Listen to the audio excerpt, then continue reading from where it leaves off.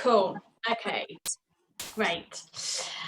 So yeah, this morning we're going to be talking about youth voice and participation. So my name's Liz and I'm a programme manager at Sound Connections, and I'm here today with my colleague Jasmine, who will introduce herself in a second. And so we are a creative, values-driven, youth-focused sector support organisation, and everything we do is about inclusivity, diversity and social justice. Youth voice is right at the heart of the work we do. And we focus on youth voice because we see it as an essential way of working with children and young people that is inclusive, relevant and responsive. And much of what we've learned about youth voice has come through developing and hosting Wired for Music, which is our network for 16 to 25-year-old young Londoners. And through Wired for Music, we have been able to weave youth voice throughout Sound Connections in our working culture, in our programmes and our governance. And as the programme manager, I oversee our work with children and young people, including working with people and organisations. So we are sector leaders in youth voice strategy, research and evaluation across the music education, arts, cultural and heritage sectors.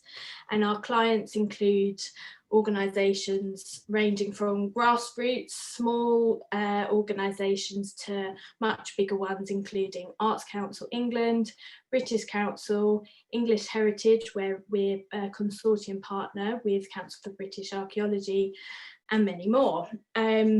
So Jasmine, do you want to say a little bit about yourself? Yeah, sure. I just want to say as well, massive thanks to British Council of Archaeology for having us. So I'm Jasmine, I'm the Wired for Music programme producer, and I work with Sound Connections. And Wired for Music is a network for 16 to 25s, and we, through Wired for Music, it's led by our young people. So and throughout this session we'll be kind of throwing examples in about how Wired for Music has examples of youth voice in our work. But I've been working within Wired for Music for the last 2.5 years, and I've been a Wired for Music member since 2012. So been working with Sound Connections for almost 10 years. Amazing. So yeah, so Jasmine has come through Wired for Music and now she produces it. So this morning we're going to look at youth voice in a number of different ways. So firstly, we're going to explore the first time you had a say. Then we'll go through some essential youth voice theory and some motivations and benefits. And then we'll have time for questions at the end, and if you're interested in having a further discussion, that's something we can do afterwards. So I'm going to hand over to you, Jasmine, for our first activity. Okay, so we're going to do a quick exercise where if you could just take 2 minutes to just think about the first time maybe as a child or young person that you've had a say in something. So it might be someone asking your opinion, or it might be that you have had a chance to make a decision. But just think about maybe the first time when either an adult or someone has asked you to take an active decision or have a say in anything that is going to impact your life. So it could be to do with education, could be to do with your hobbies, could be to do with family life. And then we're going to have maybe 2 people that would like to share. And then in a second, we'll talk about what impact that has at a young age to be able to have your own say and influence decision making. So cool. Okay.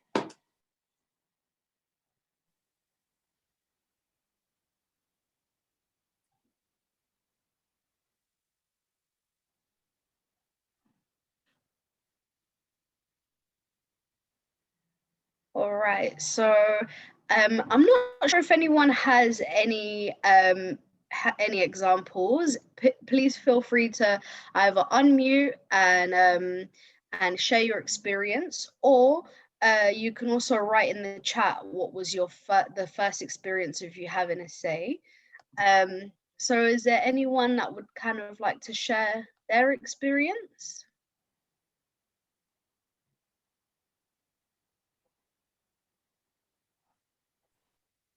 I'll share an experience if nobody else wants to. Oh, that would be amazing. Thank you. So my experience, so my parents had triplets when I was 4 years old. It was a bit of a surprise. They were expecting one. And I remember telling me that we couldn't go on holiday that year because obviously it was too expensive and too much. So I decided that I would speak to my grandparents and tell them that we were going on holiday. And I basically planned out my whole holiday to Blackpool with them. And they were cool enough to kind of give me the choice of places to go and what to do. And even though it was such a young age, it made such an impression on me at that time in my life. Wow. And it's such an amazing impact that's had, because I can imagine that's happened quite a few years ago, and the fact that you remember that they gave you that open choice to kind of figure out what you wanted to do for your holiday, you know, it gave you the chance to make your decisions about what you would like to see. It's a really brilliant one. Yeah. Is there someone else that would like to share? Well, I'm happy to share, Jasmine, if you like. Yeah, yeah, brilliant. So I was quite a bit older. The sort of experience that came to mind was, for me, I was 16, and it was when I had just finishing my GCSEs, and I knew I wanted to go on and do my A-levels, and I knew I was really clear about what subjects I wanted to do. I wanted to do geography, history, and English literature. And I spoke to my teachers at school, and they said that I couldn't do geography and history. I had to pick one or the other. So rather than accept that, I decided to move schools. So I literally took myself home, rang the other school where I lived, and just spoke to the secretary of the school and said, "Can I come to your school, please, to do my A-levels? And can I do these choices?" And then I rang my mum. I didn't speak to my mum until I'd spoken to the school, and they'd said that it was possible. And my mum just said, "Absolutely, it's up to you. It's your education. It's, you know, kind of your future life choices." So she was 100% behind me. And in the end, I just did the whole process by myself. And my parents were just there kind of to say, you know, if you need help, tell us. But otherwise, it was really, you know, my choice and my actions that enabled to get to do the A-levels that I wanted. Wow. And that's so powerful to know that, you know, like both experiences are quite profound in the fact that, you know, you've actively made a decision on what would be better for you at a very young age, where, you know, normally a lot of times, very often, young people are kind of told what they want to do, or decisions are made on their behalf. So those are really, really great examples. Yeah. Oh, Alex has got one in the chat as well, which I'll share with everyone. So Alex has said, one that sticks out was helping my dad put together a sports event when I was about 9. And the way that he and the other adults asked my opinion on how to do things and took them seriously was something that gave a shy kid a lot of confidence in their own voice.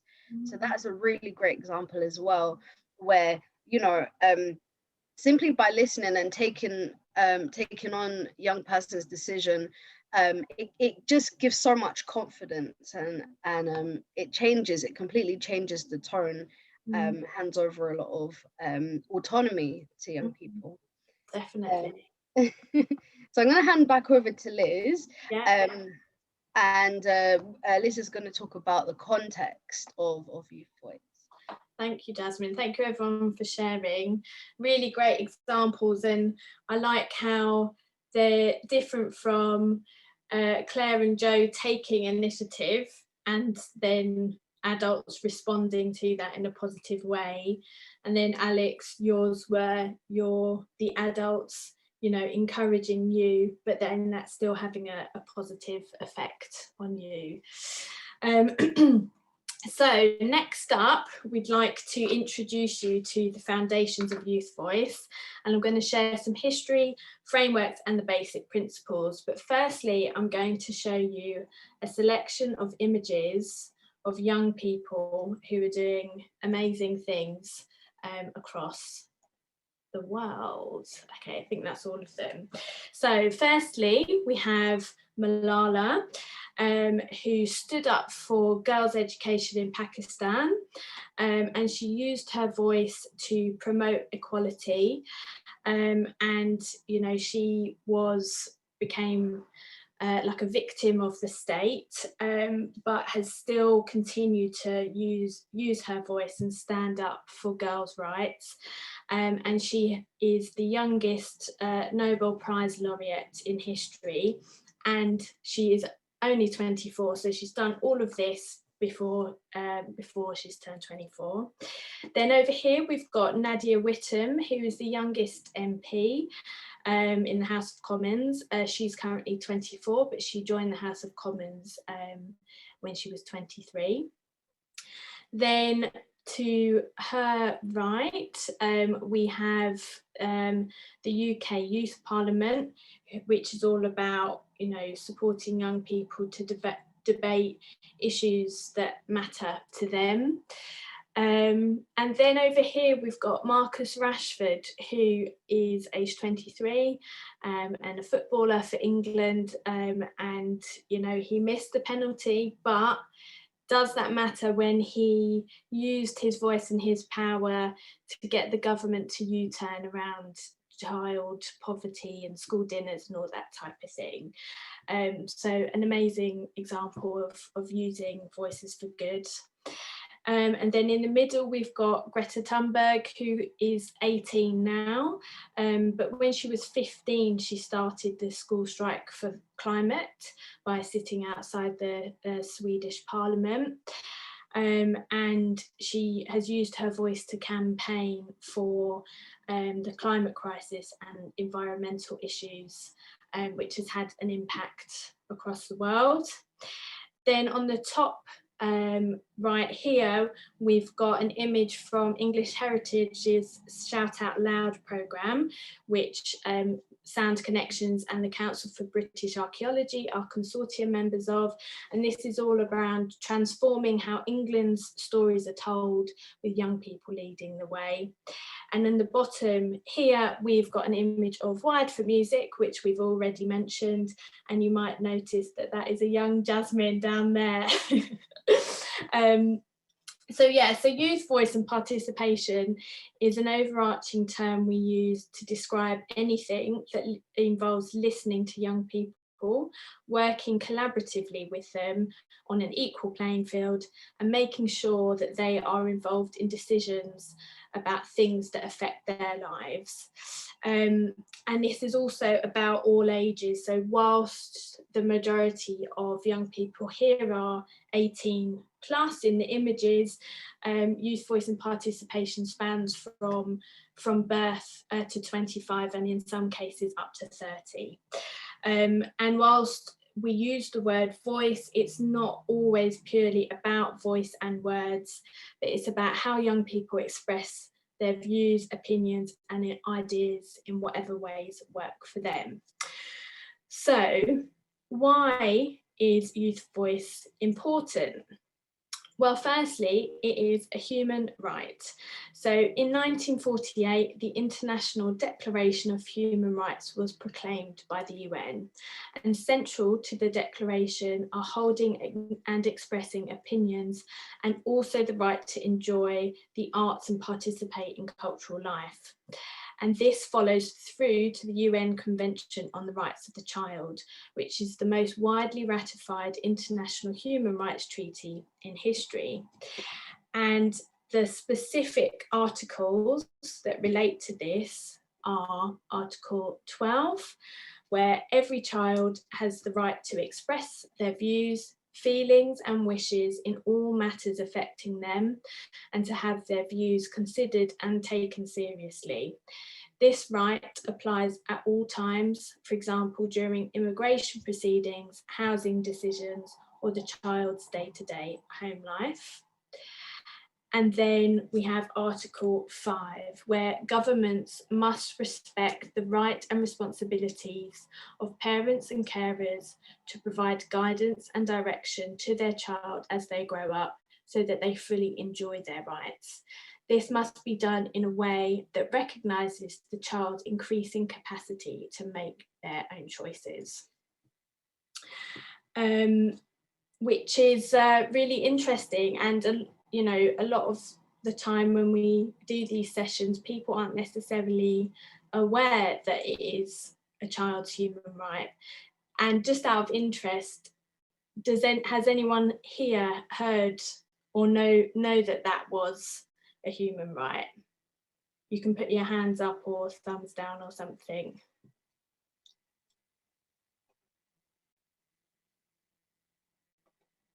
Okay. No, okay. Oh, great. Yes, a few do. Oh, you've got the new emojis for Zoom. Great. Okay. Yeah, so some of you do know that and some not so much. And that's absolutely fine. And that's why we're here sharing this information today. So that's kind of like the underpinning reason of why youth voice and participation is important. And now I'm going to move on to talk about the ladder of participation. So this is a ladder that was first created in 1969, and the version we refer to today was developed and elaborated in the early 90s. So this isn't a new way of thinking. And originally the purpose of this ladder was to recognise children and young people as citizens and their involvement in democracy and political issues, so linking back to human rights. It has since broadened and been incorporated into a wide range of contexts, and it's probably found its most natural home in less formal settings such as youth work, which are inherently more about working in a facilitative and democratic way with young people. So overall, it is divided into two sections. So at the bottom here, we've got what is considered non-participation. So when people are having things done to them, not with them. And then the top 5 rungs are about different degrees of participation, so where they are meaningfully involved in decisions that affect their lives. So looking at the bottom here, the bottom 3 might sometimes look like people are really involving young people in decisions, but in actual fact, it's done in a tokenistic or inauthentic way, where adults are actually really, you know, setting the tone and making all of the decisions, even if they are, you know, saying that they're consulting with young people. So, for example, manipulation at the bottom is could be asking a group of young people for their ideas for a project, then taking those ideas and turning them into your own version of a project without keeping them involved or speaking with them about how you're using their ideas. And the problem here is that the consultation and collaboration is one-off. And so it can look like youth voice on the surface, but young people's involvement isn't genuine or consistent. Then we have decoration. So this would be where you might ask some young people to provide music for an event, for example, that's got a social message or campaign, but the young people don't have any understanding of what that message or campaign is about, and therefore no opportunity to say if they agree or disagree. And a really good example of this is the song called One Britain, One Nation that was used by the Department of Education not too long ago with primary school children singing this song that has underlying political motive, but they don't really necessarily understand that as primary school children, but they're used to decorate that image. And then tokenism is an example is, asking a young person to share their opinions, but not giving them a proper briefing, or in any say in how they get to communicate their ideas.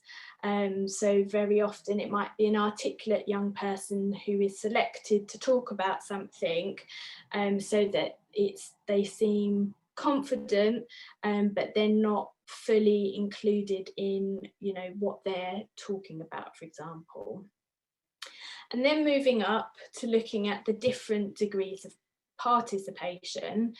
On rungs 4 and 5 here, we've got assigned but informed, and then consulted and informed.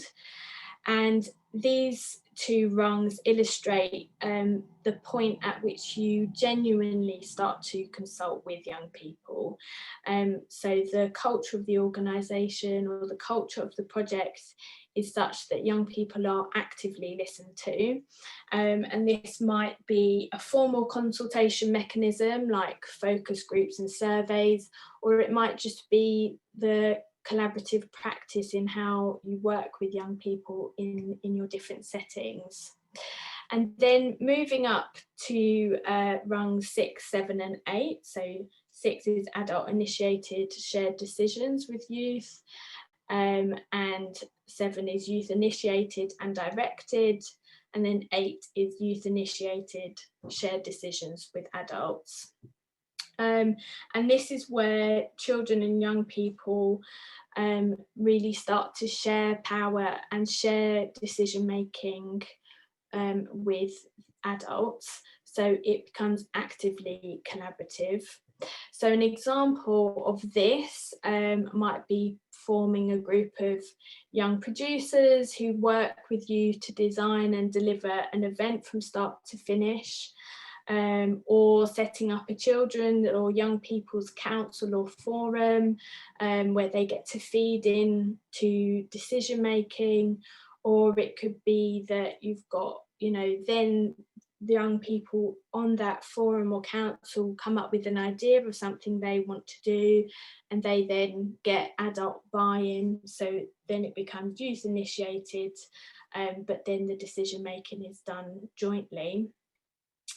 And whilst rung 8 is at the top, and obviously this ladder is a hierarchy, it's important to note that it's not about getting to the top and always being there, but about working at different levels of participation with children and young people that is appropriate to the situation that you're in.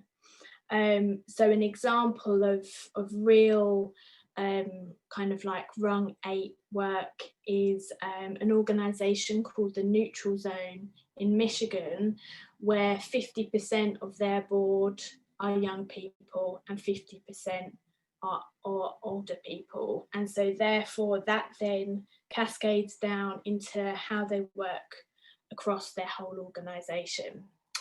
And so so as I said, it's a sliding scale. There are positives and negatives to using this, but it's a really good way to have a look at your project or your program and go, okay, so what parts of our work are different parts of participation or non-participation, and then to go, what could we do to take it up a notch, for example. And so if you're very much at the beginning of your journey in working in this way, working at rung 4 of assigned but informed is absolutely fine. And it is a long journey, and it's important to think about this as a long-term way of working. So as Jasmine mentioned, she's been part of Wired for almost 10 years.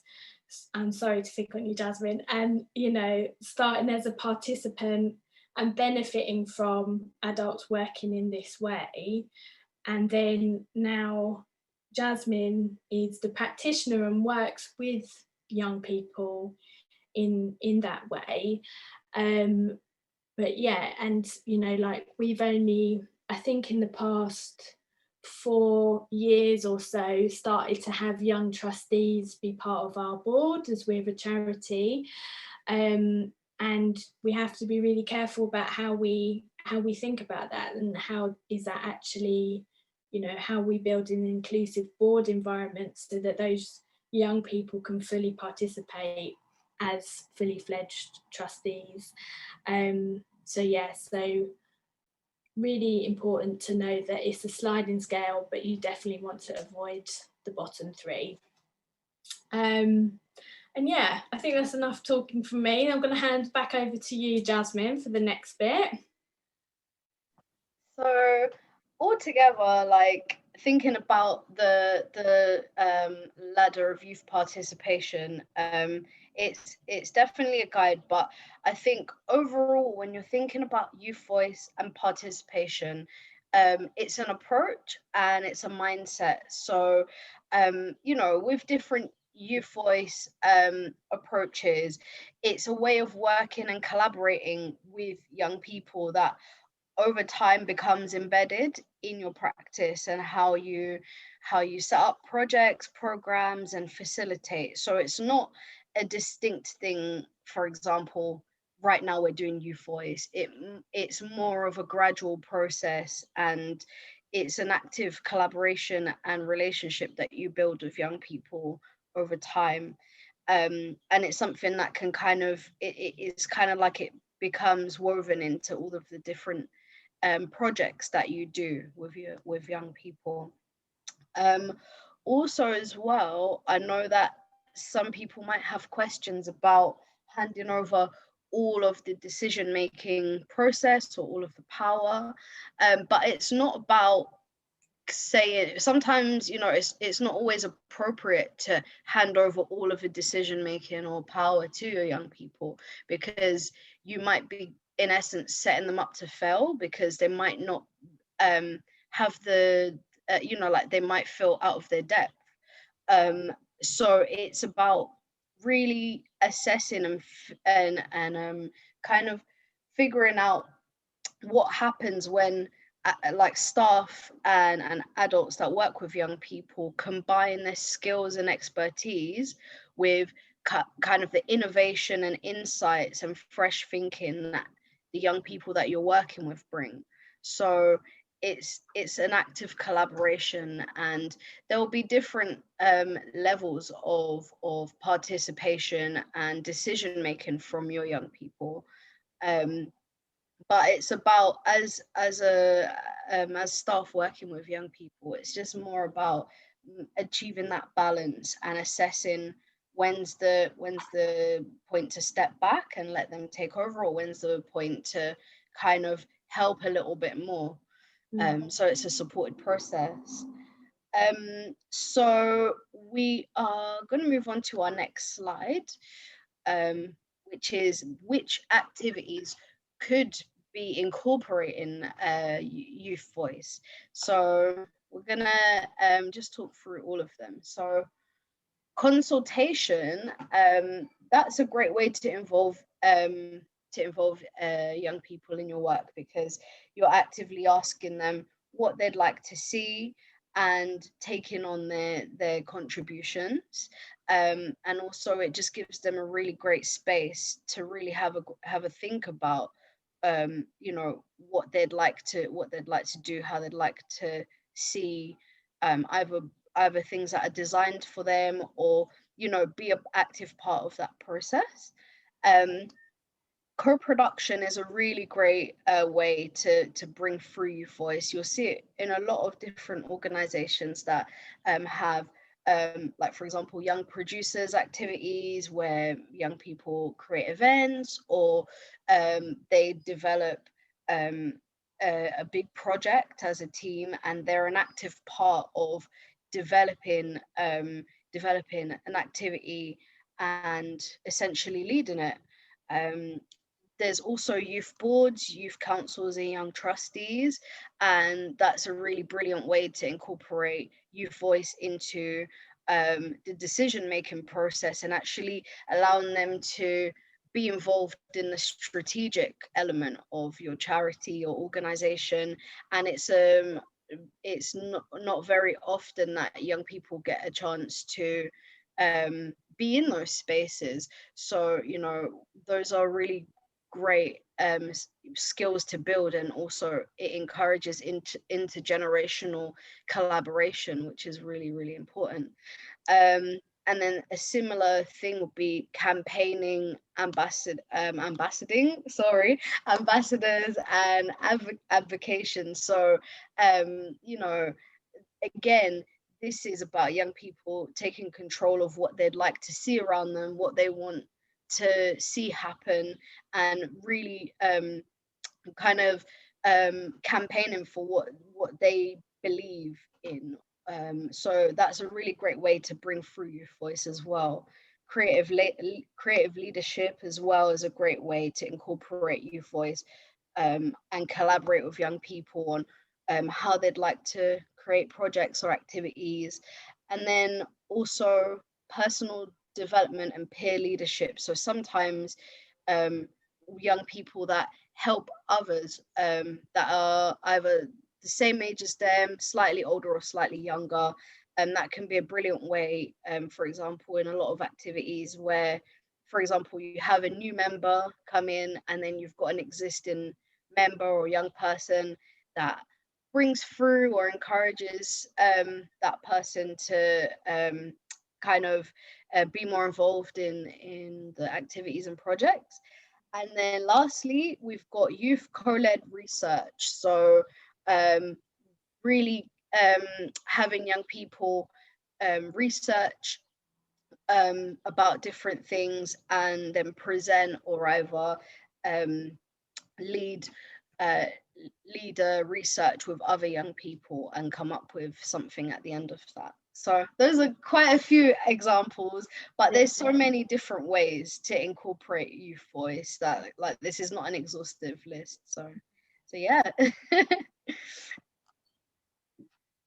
So when as we kind of wrap up the session, Liz is going to share a bit of info about resources, but also we've got a few questions that we wanted you to think about. So what might be the benefits? And now this is a chance for us all to kind of talk as a group. So feel free to unmute or ask any questions in the chat. Please don't leave us hanging with awkward silence. But yeah, so what might be the benefits of youth voice and participation, thinking about you and your organization, young people themselves, and wider society? So thinking on those three different levels, what could the benefits be? Yeah. Oh, bless you, Jasmine. I was trying to be polite and on you. Yes, we can talk about those in a bit, or you know, that's something that you can go away and have a think about. And yeah, before we start taking questions, we just want to tell you about some resources that you can go away and use. So this session is based on information from the Youth Voice and Participation Handbook that our Associate Consultant and Deputy Director wrote, and following on from the handbook, or no, actually prior to the handbook, sorry, oh, it's gone. Prior to the handbook, we have the rewired equalizer, so youth engagement equalizer, sorry, so you can go in and find out more about it, and it asks you some questions and it will help you see whereabouts you are on your youth voice journey. And then we've also got Youth Voice on Demand, which is our YouTube channel, which has got loads of videos and some are longer, some are short snippets about Youth Voice from Youth Voice Week that we set up and ran for the first time last year, and we'll be coming back again this year from the 4th to the 8th of October, and I'll pop this all in the chat. But thank you for having us, and you know, keep in touch, and I'll stop sharing now and we can take some questions.